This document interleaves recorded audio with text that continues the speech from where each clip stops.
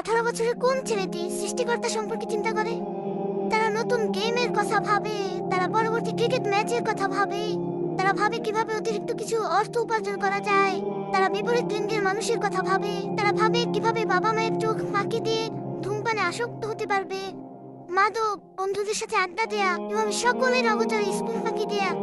একজন যুবকের মনে অনেক কিছু থাকে, এমন জিনিস যা একজন যুবকের আগ্রহ তৈরি করে। খেলাধুলা, জিম করা, সৌন্দর্য চর্চা, পোশাক, গাড়ি, এই সব কিছুই। এটাই তার মনে থাকে। 18 বছরের কোন ছেলেটি বসে বসে আকাশ নিয়ে ভাবে এবং বলে, কে এটা সৃষ্টি করলো?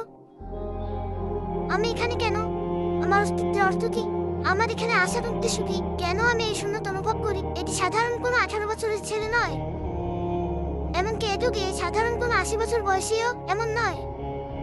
সঠিক চিন্তা না করেও আপনার জীবন কেটে যাচ্ছে। তারা বিশ্বের বিরল মানুষ যারা বলে জন্মচক্ষুতে দেখা এই পৃথিবীর ঊর্ধ্বেও আরো অনেক কিছু